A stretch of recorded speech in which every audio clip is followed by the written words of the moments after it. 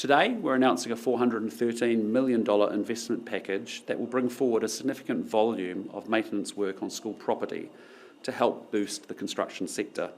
This will mean more work for tradies, more work for electricians and plumbers, and many more workers around the country. And with that, I'll let Erica talk you through the details of the announcement. Thank you. Well, can I just start by saying a huge thank you to Albany Jr High School for hosting us today, and for Kushla, the principal, who I know very well. This is my electorate, and also to all the students who came in today on the first day of their holidays to welcome us, and who have asked me to say that their Kiwi whānau house is the most important house. Can I just start by saying, look, every parent knows how important it is for their child to learn in a classroom that is warm, safe, dry and well maintained. And when those basics aren't in place, we know that achievement suffers. That's why well-maintained classrooms are not a luxury. They are a must-have, and they are a foundation for a very strong education system. But for too long, maintenance has been ignored. Roofs have leaked, too many classrooms stayed cold, damp and mouldy. Schools were left waiting while costs escalated and promises went unfunded. So when I became the Minister, school property was in serious trouble. Hundreds of projects were promised but were not funded. Delivery was slow, there was no accountability and cost controls. And that's why one of my very first actions was to launch that very short, sharp ministerial inquiry into school property to expose the scale of the problem and to build a roadmap for reform. We acted very quickly to turn that around. A full value for money exercise was undertaken, projects were properly prioritised and delivery was massively sped up. We've moved to on-site manufacturing and repeatable designs, cutting out unnecessary frills that wasted taxpayer money. And in short, we've reformed the property system to restore discipline, transparency and accountability so that every single dollar goes further to deliver real results for students, parents and for schools. And that change is delivering real results. The cost of building a classroom when I became the Minister, as you know, was $1.2 million, and today it is $620,000, which means we can build twice as many classrooms for the same investment. And for the first time ever, delivery is actually being measured. In 24-25, 93% of projects were completed on time and 92% on budget. Now, under the previous government, these measures weren't even reported on. All of this discipline is why today we are in a position to make a major announcement on school property. This investment will upgrade and maintain classrooms in every single school across the country so that children are learning in warm, safe and dry environments. It'll help lift achievement by giving students and teachers the basic conditions they need to succeed. And importantly, it will give the construction sector a real boost, with tradies on site at every single school this summer, providing more certainty for contractors, more jobs in every single part of New Zealand, from the largest cities to the most rural and isolated parts of New Zealand.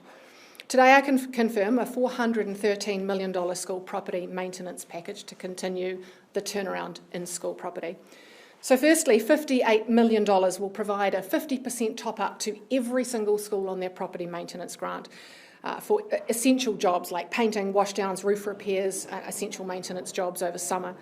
The amounts will range between $5,000 and around $155,000, depending on the size of the school, the minimum being $5,000, so that the 203 very small schools will receive well more than their 50% top-up.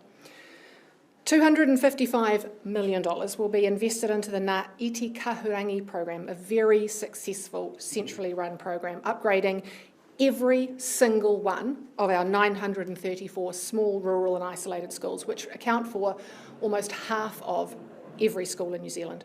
It'll include vital infrastructure like walls, interiors, flooring, heating, and now also external maintenance as well. It's centralised, it's repeatable, and it is the future of school property, driving value for money and delivering for our communities. And I want to take this moment to thank Andrew and Jane from the Rural Schools Association, who have been advocating for their schools that led to some of these decisions. Thanks to increased investment in Budget 24 and Budget 25, school property can now allocate more funding to schools to deal with urgent and very essential property maintenance that they cannot afford.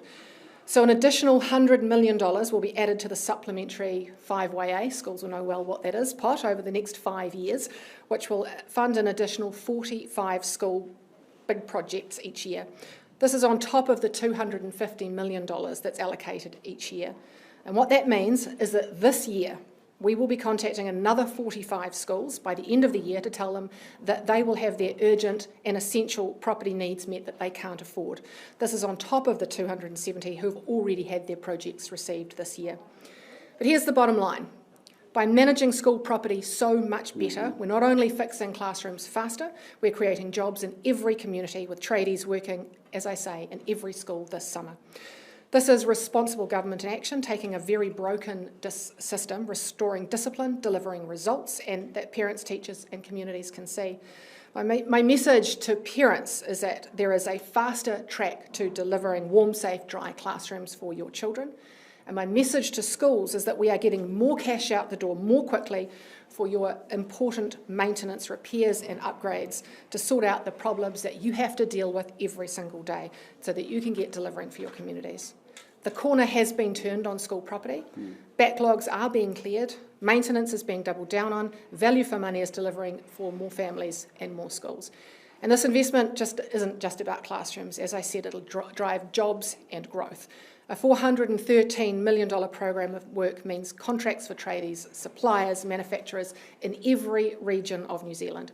It'll stimulate local economies almost immediately, and it's being delivered through education. This is about responsible government, careful stewardship of taxpayer money, a relentless focus on delivery, and a commitment to making a real difference for families, schools and communities now and into the future.